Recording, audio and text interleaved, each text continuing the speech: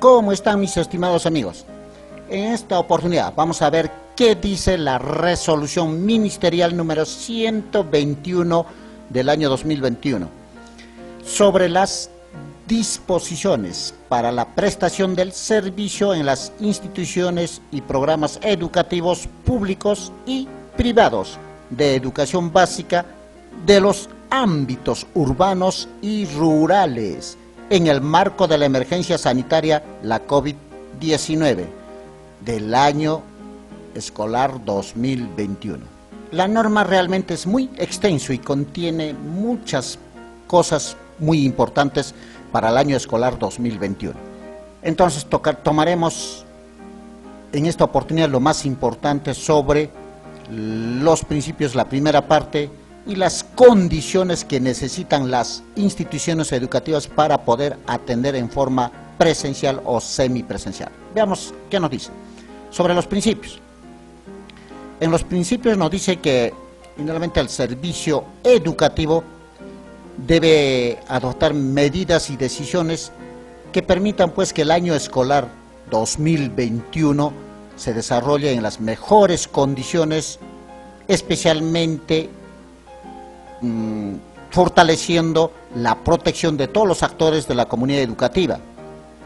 Esto pues implica que para que funcionen las instituciones educativas en el año 2021 tiene que cumplir con ciertas condiciones, cuáles son primero la condición de contexto, la condición de bioseguridad y las condiciones sociales. Son tres condiciones que debe cumplir las instituciones educativas para poder funcionar, ¿no?, ya sea semipresencial o presencial. Y estas condiciones además van a llevar al cumplimiento de una planificación sobre 4 principios centrales. ¿Y cuáles son esos 4 principios centrales? Conozcamos. Primero, el principio de la seguridad. Este principio establece pues que la institución educativa debe cumplir con todas las medidas sanitarias, epidemiológicas y protocolos de prevención de bioseguridad. Quiere decir la cantidad de, por ejemplo, de infectados, la cantidad de fallecidos, eso va a tener que ver, y hay ciertas medidas ya establecidas, ¿no? Y asimismo la protección a los trabajadores con lo que es mascarillas, etcétera, con todo lo que es seguridad de sanidad. Con respecto al principio de la flexibilidad, nos dice que tiene que adaptarse pues los cambios, ¿no?, en función netamente a las características y condiciones de nuestros estudiantes y también en función del contexto. Y tiene que tener en cuenta mucho las consideraciones pedagógicas, socioemocionales y la gestión escolar y los tipos de prestación de servicio de la institución educativa. El principio de gradualidad considera que el retorno a la atención presencial o semipresencial implica pues un tránsito progresivo y ordenado y además voluntario, que haya voluntad, ¿no? Nada es a la fuerza. Y esto se debe siempre, nos reitera, a que cumpla las condiciones de contexto, ¿no?, que es la primera condición, la más principal, que se refiere a lo territorial y a lo epidemiológico. El cuarto principio, el voluntario, las familias van a decidir el tipo de servicio que quieren para sus hijos, es decir, quieren a distancia, semipresencial o presencial. Ellos con propia voluntad tienen que decidir. Ahora veamos las condiciones para la apertura. Ya hemos dicho que la primera condición para que pueda atender en forma presencial o semipresencial es que cumpla la condición de contexto. ¿Y en qué consiste la condición de contexto? Las condiciones de contexto son aquellas que están basados en indicadores epidemiológicos y también territoriales. Con estos indicadores, el Ministerio va a identificar y determinar si un distrito está habilitado para poder dar el servicio en forma presencial o semipresencial. La segunda condición se refiere a la condición de bioseguridad de la institución educativa, que consiste en que la institución educativa que ya está habilitado para poder prestar servicio presencial o semipresencial tenga que cumplir y garantizar la bioseguridad, es decir, tenga los implementos, los kits, tanto jabones, mascarillas, protectores faciales para toda la comunidad. La tercera condición es la condición social, que una vez que cumpla las dos condiciones anteriores, la institución educativa tiene que hablar con los padres de familia para que ellos den su conformidad de forma voluntaria en enviar a sus hijos en forma semipresencial o presencial. Entonces nos dice el Ministerio de Educación va a implementar un sistema para poder comunicar qué instituciones educativas cumplen la primera condición. Es lo que nos dice aquí. Y a esas instituciones educativas que cumplen les va a llamar instituciones educativas aptas, ¿ya? Aptas para poder brindar el servicio semipresencial o presencial. Y también nos dice que todas las instituciones educativas deben elaborar, luego implementar y realizar el seguimiento del plan de implementación para la prestación de servicio educativo, indudablemente de acuerdo a lo que pueda servir, ya sea remoto, semipresencial o presencial, pero todo depende del cumplir el primer compromiso y que el ministerio lo publicará. ¿Y mediante dónde publica el ministerio? Mediante un sistema de seguimiento y alerta para el retorno seguro. Entonces el sistema se va a llamar SARES. Todos los directores deben estar atentos a ese sistema, revisar si su institución educativa cumple o no con la primera condición. Veamos ahora cómo se va a evaluar o cómo se va a atender en el cumplimiento de condiciones de contexto a las instituciones educativas. Se va a atender en 3 etapas, se va a evaluar en 3 etapas. En la primera etapa estarán las instituciones educativas que se encuentren en zona rural y además tengan baja movilidad de estudiantes, y siempre y cuando cumplan las condiciones epidemiológicas. Estas condiciones epidemiológicas son obligatorias. Después nos van a decir en qué consiste. Por ahora nos están diciendo de que, ¿no? Si tu colegio es rural y los estudiantes pocos se mueven de distrito a distrito, pocos estudiantes se mueven, entonces estaría cumpliendo, pero lo que va a mandar al final de cuentas es la condición epidemiológica. Se va a evaluar primero a esas instituciones educativas. En la segunda etapa están consideradas las instituciones educativas que se encuentren en zona rural y sus estudiantes sí tienen movilidad, ¿no? Hay una movilidad mayor de distrito a distrito, se movilizan sus estudiantes, pero de todas maneras igual dice, siempre y cuando que cumplan las condiciones epidemiológicas.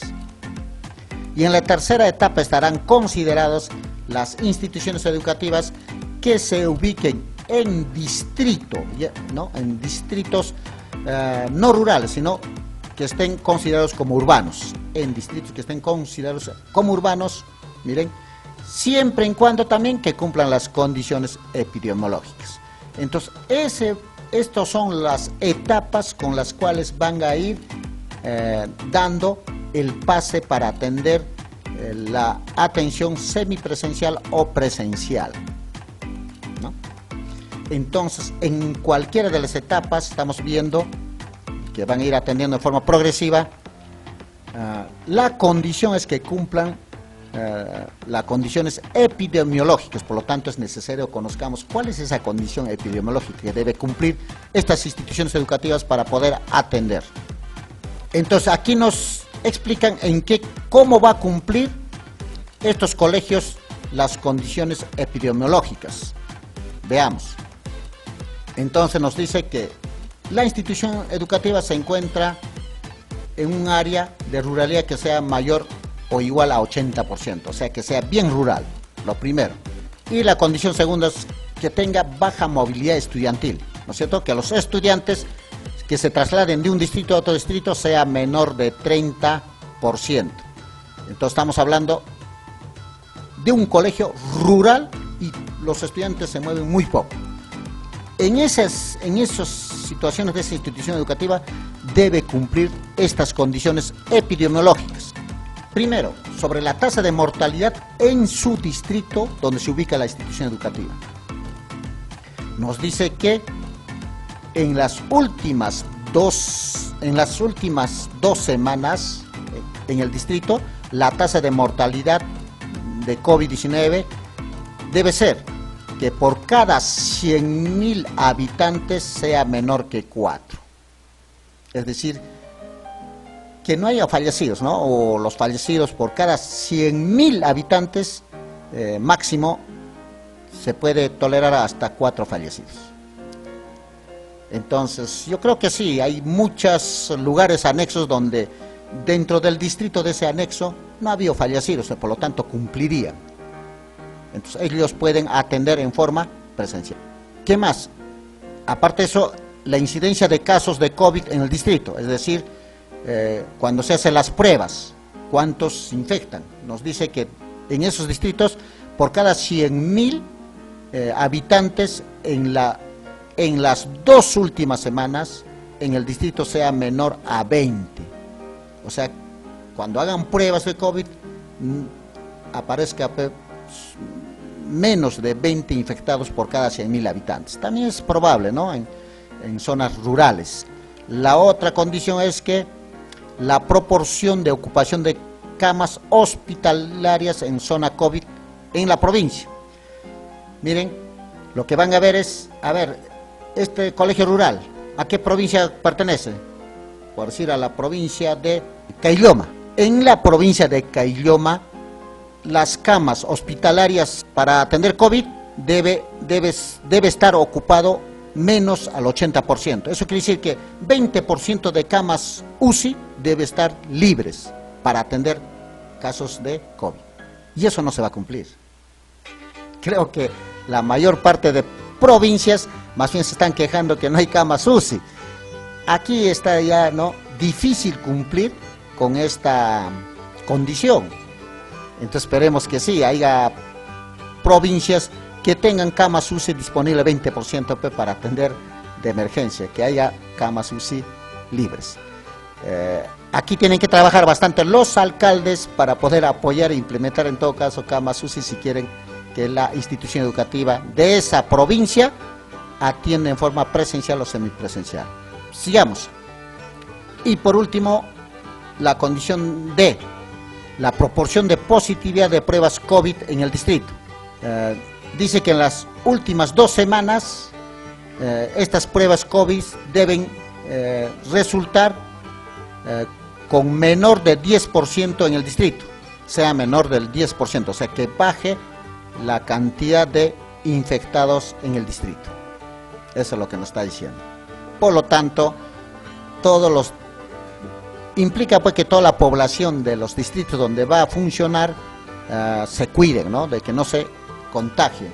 Entonces en las pruebas salga un menor del 10% de infectados. En cuanto a la tasa totalidad de COVID en el distrito, ¿qué nos pide? Pide que la institución educativa pueda funcionar siempre en cuando que el promedio de las 2 últimas semanas de la tasa de letalidad del COVID sea menor del 1% en el distrito. Entonces sea letal que fallezca en las 2 últimas semanas sea por menos del 1%. Y tenemos el último, F, aislamiento social obligatorio. En el caso de que el distrito no esté con aislamiento social obligatorio, indudablemente si está en cuarentena no podría funcionar la atención presencial o semipresencial. Esas son las condiciones epidemiológicas que exige que cumplan las instituciones educativas si quieren atender en forma presencial, indudablemente para todos los colegios, ¿no? El grupo 1, aquí nos dan la tablita para aperturar en forma gradual la presencialidad en las condiciones de contexto, siempre que cumplan las condiciones epidemiológicas, todas, ¿no? Si no cumplen las condiciones epidemiológicas, no podrán atender, pero siempre que cumplan, se les va a ir atendiendo en este orden progresivo. Primero van a atender al grupo 1, que son las instituciones educativas en zonas rurales con menor movilidad estudiantil, ¿no es cierto? Y la condición territorial es que los distritos que cumplan las condiciones de ruralidad y de baja movilidad estudiantil. Y las condiciones epidemiológicas es que la institución educativa en distrito donde se cumplan todas las condiciones epidemiológicas en los últimos 15 días. Van a verificar en los últimos 15 días. ¿Esto quién verifica? Va a verificar el Ministerio de Educación en coordinación con el Ministerio de Salud. Y va a publicar en este sistema que está aperturando a las instituciones educativas que ya están habilitados, ¿no? Les va a poner, están habilitados, ¿ya? Cuando cumplen estas condiciones. El grupo 2 estarán las instituciones educativas en zonas rurales con mayor movilidad estudiantil, ya, los que tienen más movimiento de estudiantes, y serán los distritos que cumplen la condición de ruralidad y no baja movilidad estudiantil, ¿no? Que hay bastante movilidad estudiantil. Y estarán en las condiciones epidemiológicas que en las instituciones educativas en distritos donde se cumplan todas las condiciones epidemiológicas en los últimos 30 días. Ya es más exigente, ¿no? Van a revisar la incidencia de esas condiciones epidemiológicas en los últimos 30 días, en el último mes. Y en el grupo 3 están las instituciones educativas que están en zonas urbanas. Ojo, en zonas urbanas. La condición territorial que se encuentren en distritos que no cumplen la condición de ruralidad. Son distritos que no son rurales, las instituciones educativas que están en zona urbana, pero que cumplan, nos dice, instituciones educativas en distritos donde se cumplen todas las condiciones epidemiológicas en los últimos 45 días, en los mes y medio.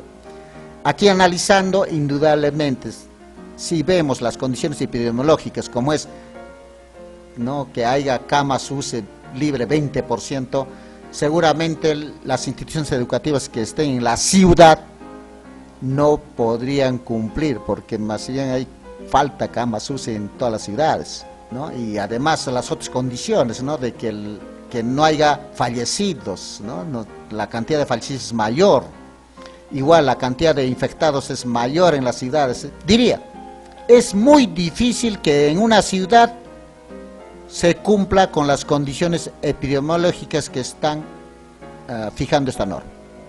Entonces, muy posible, los colegios que están en ciudades principales, como es Arequipa, Lima, Trujillo, etcétera, estas ciudades, su atención tenga que ser remoto todo el año, a no ser que ya baje prácticamente las situaciones epidemiológicas de esta enfermedad COVID-19. Bien, aparte de eso, esta es la primera condición, ¿no? Si ya califican las instituciones educativas, van a estar habilitadas, pero todavía no han sido aprobadas. Para aprobar necesita cumplir dos condiciones más. ¿Y cuáles son? La condición de bioseguridad, que nos dice, ya una vez que has aprobado la primera condición, hay que ver si cumples la segunda condición, que es de bioseguridad. ¿Y en qué consiste? Garantizar que la institución educativa esté implementado adecuadamente para darle seguridad de salud a todos, la comunidad educativa, estudiantes, profesores, trabajadores. Y para ello se detalla lo siguiente: debe tener espacio abierto habilitado para poder atender, o aulas debidamente ventiladas, ¿no? Nos dice, por ejemplo, puede ser patios, no patios, estadios, o aulas con puertas y ventanas opuestas para que pueda circular el aire. Puede ser parques vecinos o patios, estadios, etc. Siempre en cuando que se garantice, dice, la protección del sol o de los fenómenos naturales para nuestros estudiantes. También van a ver el aforo permitido. Se está indicando que la institución, en este caso, el aforo va a ser por cada persona en 4 metros cuadrados. Si tienen un aula, por decir, de 50 metros cuadrados, tienen que dividir entre 4 para ver cuántos estudiantes pueden ingresar a ese aula. Ya no es el aforo. ¿Se acuerdan que antes se calculaba el aforo entre 1.5? Ahora se calcula entre 4. Entonces, cada estudiante necesita 4 metros cuadrados para él solo. Entonces, en un aula que, prácticamente en un aula que entraban 30, podrán entrar en esta oportunidad con este aforo 15 estudiantes de repente o menos. No menos de 15, 12. Entonces, eso hay que calcular. Tiene que garantizar entonces el espacio para los estudiantes. Y también recomiendan que para ello pueden usar espacios públicos, espacios comunales, y indudablemente pedir apoyo al alcalde de repente para que ponga toldos, porque no pueden usar, pues, si no está con toldos esos espacios libres. También en este rubro está que deben contar con mascarillas y protectores faciales para todos. También deben contar con agua y jabón, alcohol gel, para que puedan lavarse permanentemente y frecuentemente en la institución educativa. Si no tienen agua potable, deben garantizar el uso de gotas de lejía, ¿no? 2 gotas de lejía para cada litro de agua que van a usar. Deben garantizar limpieza y desinfección a todas las superficies donde se manipula permanentemente. Además, que el personal que labore en esa institución educativa no se encuentre, pues, en el grupo de riesgo frente al COVID-19. Ya saben, las personas que sufren de un malestar, como sea diabetes, presión arterial, esas enfermedades hacen que la persona esté en alto riesgo, por lo tanto no pueden laborar en la institución educativa.